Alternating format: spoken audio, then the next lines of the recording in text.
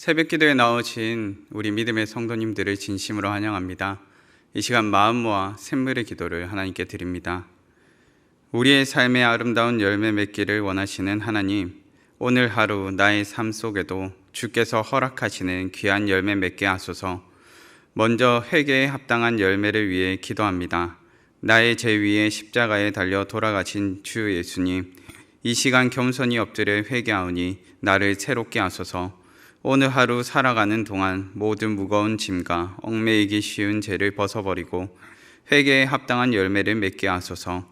거짓 없이 사람을 대하고 거칠애가 아닌 진실함으로 가정과 이웃을 사랑하게 하소서. 목장 안에서 불평 없이 서로 따뜻하게 대접하기를 힘쓰고 하나님의 여러 가지 은혜를 맡은 선한 청지기로서 서로 봉사하게 하소서. 이처럼 회개에 합당한 열매를 맺음으로 주를 향한 나의 마음을 삶으로 나타내게 하소서. 입술의 열매를 위해 기도합니다. 사람의 입에서 나오는 열매로 인하여 배부르게 된다고 말씀하신 하나님, 나의 입에서 나오는 말이 아름다운 열매 되어 우리에게 베푸신 이 하루를 풍성하게 살게 하소서. 직장과 사회에서 만나는 사람들과 대화할 때 그들을 세우고 격려함으로 입술의 열매를 풍성히 맺게 하소서. 이유 없이 사람을 험담하거나 비하하는 말 하지 않도록 성령께서 나의 혀를 통제해 주셔서 내 입술로 주의 이름을 높이고 찬송하게 하소서. 빛의 열매를 위해 기도합니다. 빛의 열매는 모든 착함과 의로움과 진실함에 있다고 말씀하신 하나님, 오늘 하루 삶 속에서 빛의 열매를 맺게 하소서. 주의 선하심을 본받아 착한 행실로 이웃을 환대하고 그리스도의 의로움을 힘입어 오늘 하루 계획된 일들을 올곧게 처리하게 하소서. 이 땅의 빛으로 오신 주님, 오늘 하루 내가 만나는 모든 사람을 말과 혀로만 사랑하지 말고 행함과 진실함으로 사랑하게 하시어 빛의 열매 연글게 하소서. 영혼 구원의 열매를 위해 기도합니다. 믿음의 결국 곧 영혼의 구원을 받음이라 말씀하신 주님, 주를 향한 이 믿음으로 나의 영혼이 구원을 얻게 하소서. 여호와여, 은총을 베푸사 사랑하는 가족들, 사랑하는 목장 식구들을 구원하소서. 오늘 하루 내가 선 이곳이 땅끝이라 여기고 만나는 이들에게 주의 복음을 전하여 사랑하는 내 주님께 영혼 구원의 열매를 올려드리게 하소서. 예수님의 이름으로 기도합니다. 아멘. 오늘 새벽 우리가 함께 살펴볼 본문 말씀은 사무엘하 2장 1절에서 11절까지의 말씀입니다. 사무엘하 2장 1절에서 11절까지의 말씀 한 절씩 교독하시겠습니다. 그 후에 다윗이 여호와께 여쭈어 아뢰되 내가 유다 한 성읍으로 올라가리이까? 여호와께서 이르시되 올라가라. 다윗이 아뢰되 어디로 가리이까? 이르시되 헤브론으로 갈지니라. 다윗이 그의 두 아내 이스라엘 여인 아히노암과 갈멜 사람 나발의 아내였던 아비가일을 데리고 그리로 올라갈 때에 또 자기와 함께한 추종자들과 그들의 가족들을 다윗이 다 데리고 올라가서 헤브론 각 성읍에 살게 하니라. 유다 사람들이 와서 거기서 다윗에게 기름을 부어 유다 족속의 왕으로 삼았더라. 어떤 사람이 다윗에게 말하여 이르되 사울의 장사한 사람은 길르앗 야베스 사람들이니이다 하매 다윗이 길르앗 야베스 사람들에게 전령들을 보내 그들에게 이르되 너희가 너희 주 사울에게 이처럼 은혜를 베풀어 그를 장사하였으니 여호와께 복을 받을지어다. 너희가 이 일을 하였으니 이제 여호와께서 은혜와 진리로 너희에게 베푸시기를 원하고 나도 이 선한 일을 너희에게 갚으리니 이제 너희는 손을 강하게 하고 담대히 할지어다. 너희 주 사울이 죽었고 또 유다 족속이 내게 기름을 부어 그들의 왕으로 삼았음이니라 하니라. 사울의 군사령관 넬의 아들 아브넬이 이미 사울의 아들 이스보셋을 데리고 마하나임으로 건너가 길르앗과 아술과 이스라엘과 에브라임과 베냐민과 온 이스라엘의 왕으로 삼았더라. 사울의 아들 이스보셋이 이스라엘 왕이 될 때에 나이가 40세이며 두해 동안 왕위에 있으니라. 유다 족속은 다윗에 따르니 다윗이 헤브론에서 유다 족속의 왕이 된 날수는 7년 6개월이더라. 아멘. 사무엘하 2장 1절에서 11절 말씀을 통해서 우리의 왕 되신 하나님이라는 제목으로 말씀을 나누고자 합니다. 사무엘이 늙고 나이가 들었을 때 이스라엘의 장로들이 모여 사무엘을 찾아온 일이 있었습니다. 그때 이스라엘의 장로들이 찾아와서 사무엘에게 요구하였던 것은 이방의 모든 나라들과 같이 자신들에게도 왕을 세워달라는 요청이었습니다. 이를 들은 사무엘은 화를 냈습니다. 많이 화를 내었지만 하나님께서는 오히려 이를 들으시고 사무엘에게 이처럼 말씀하십니다. 사무엘상 8장 7절 말씀입니다. 여호와께서 사무엘에게 이르시되 백성이 내게 한 말을 다 들으라. 이는 그들이 너를 버림이 아니요 나를 버려 자기들의 왕이 되지 못하게 함이니라. 아멘. 이스라엘 백성들의 요구가 결국 하나님을 저버리는 결정이라 말씀하십니다. 이스라엘의 참된 왕이셨던 하나님을 저버리고 그 백성들이 하나님을 저버린 결정을 행한 것입니다. 오늘의 본문 말씀은 사울이 죽고 난 이후 다윗이 유다의 왕이 되는 이야기와 사울의 아들인 이스보셋이 왕이 되는 이야기가 담겨 있습니다. 본문은 두 왕이 되는 이야기를 대비하여 보여줍니다. 그런데 저는 이 대비 가운데서 다윗을 집중하여 보게 됩니다.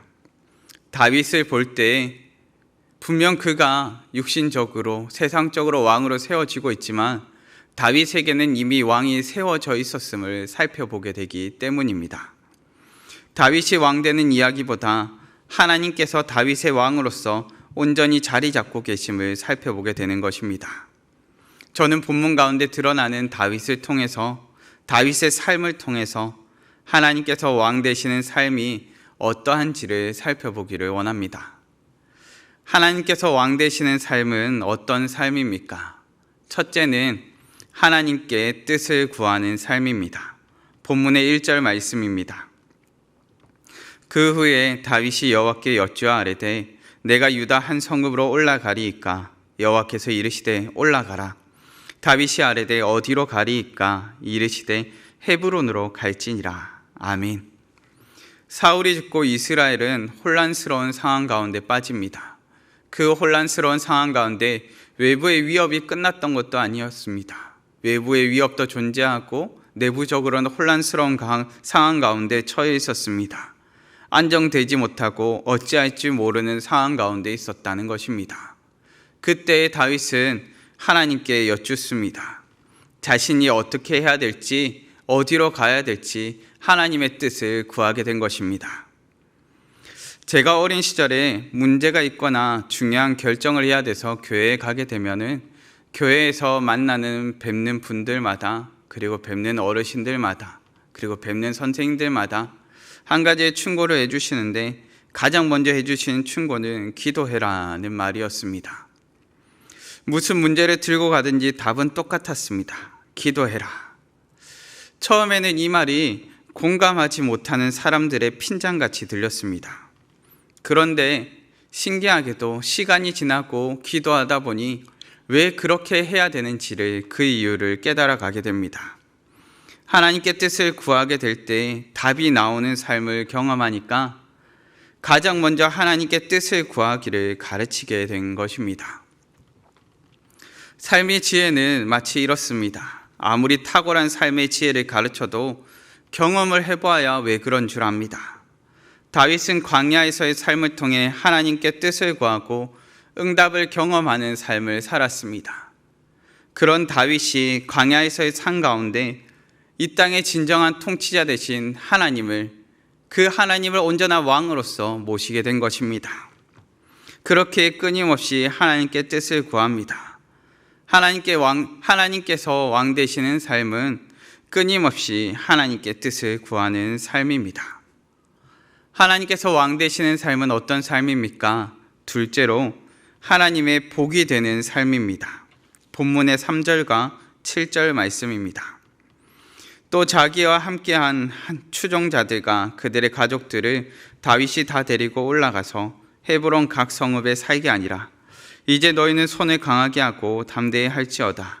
너희 주 사울이 죽었고 또 유다 족속이 내게 기름을 부어 그들의 왕으로 삼았음이니라 하니라. 아멘. 다윗은 하나님께 뜻을 구했습니다. 그리고 하나님께서는 다윗에게 응답하셔서 헤브론으로 가라 말씀하여 주십니다. 헤브론으로 가라는 응답을 받은 다윗은 즉각적으로 순종하며 반응합니다. 자신의 아내들을 데리고 가며 자신과 함께한 추종자들을 모두 함께 데리고 가고 있습니다. 다윗은 헤브론에서 왕으로 기름 부음을 받고 그곳에서 왕으로 세워지게 됩니다.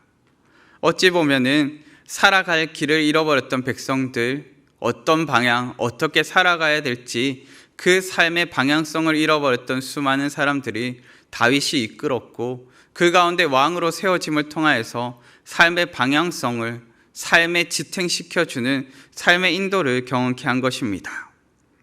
삶에 살아갈 길을 잃어버렸던 백성들에게 복이 된 존재, 그가 바로 다윗이었습니다. 사울의 장례를 치러준 길앗 야베스 사람들에게 가서도 다윗은 진심으로 그들을 축복하며 말합니다.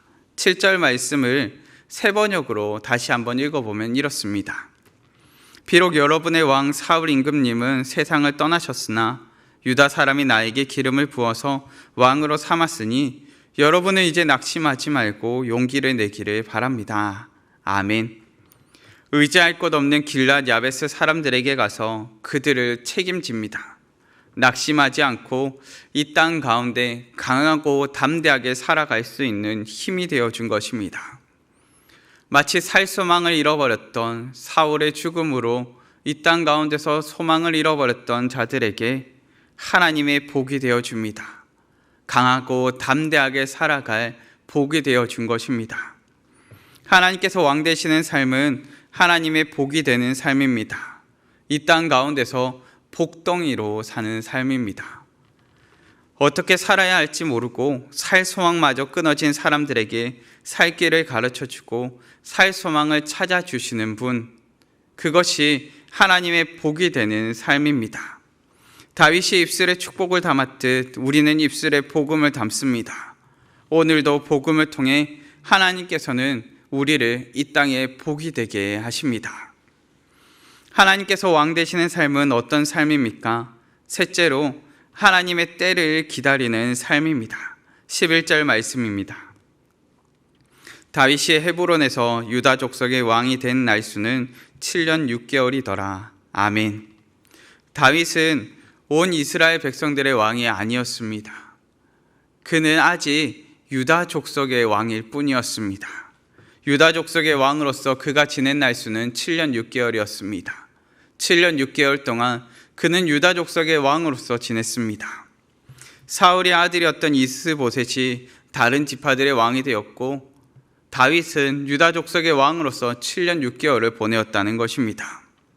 그런데 이스보셋을 끌고 가서 왕으로 삼았던 자는 군사령관 넬의 아들 아브넬이었습니다. 이스보셋은 아브넬에게 끌려다니는 왕이 되어 있습니다. 그의 나이가 40세였지만 2해 동안 왕위에 앉아 있을 뿐입니다. 다윗은 이와는 다르게 하나님께서 왕이 되셨습니다. 하나님께서 왕이시기에 조급해하지 않습니다.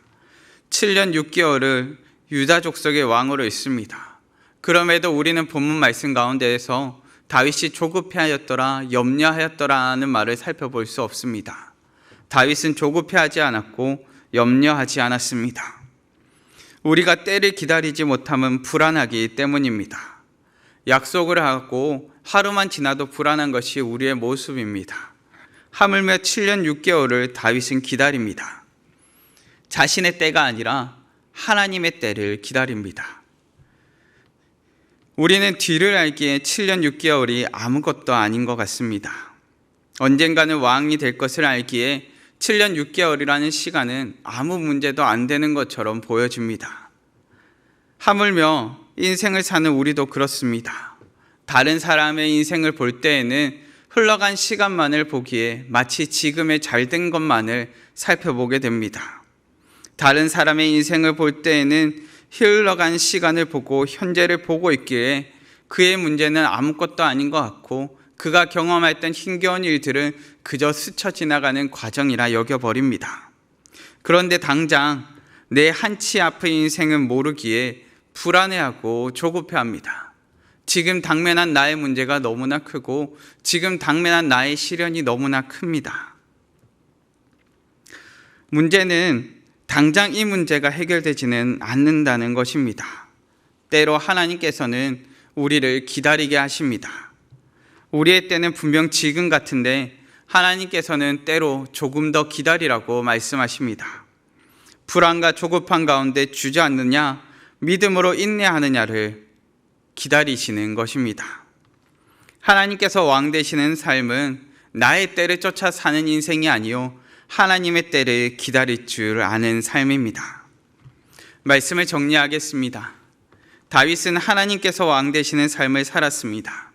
하나님께서 왕 되시는 삶은 어떤 삶입니까? 첫째로 하나님께 뜻을 구하는 삶입니다. 끊임없이 하나님께 뜻을 구하는 삶입니다. 둘째로 하나님의 복이 되는 삶입니다. 이 땅 가운데 복덩이로 사는 삶입니다. 셋째로 하나님의 때를 기다리는 삶입니다. 하나님의 때를 기다릴 줄 아는 삶입니다.